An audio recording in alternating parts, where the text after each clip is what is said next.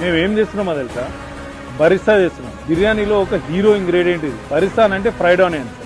Fried onions కదా అని light తీసుకోకండి, దీనికి చాలా పెద్ద కథ ఉంటుంది బిర్యానీ మేకింగ్ లో. యాక్చువల్లీ దాని గురించి డీటెయిల్ గా చెప్తా. మనం బిర్యానీలో చాలా స్పైసెస్ వాడతాం, ఒక 30 వెరైటీస్ ఆఫ్ స్పైసెస్ వాడతాం, జింజర్ వాడతాం, గార్లిక్ వాడతాం. వీటన్నిటి నుంచి చాలా ఘాట్ వస్తుంది. ఆ ఘాటుని, ఆ స్పైసెస్ నుంచి వచ్చిన ఫ్లేవర్ ని చాలా బ్యాలెన్స్ చేసేది ఈ బరిస్తా. అంటే ఫ్రైడ్ ఆనియన్స్ లేకపోతే బిర్యానీలో బ్యాలెన్స్ ఉండదు, అండ్ ఫ్రైడ్ ఆనియన్స్ వల్లనే మాక్సిమం అరోమా వచ్చేది.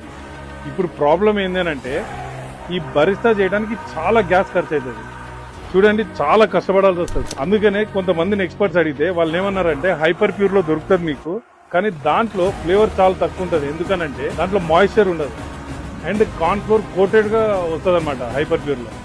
దాంట్లో అసలైన ఫ్లేవర్ ఉండదు.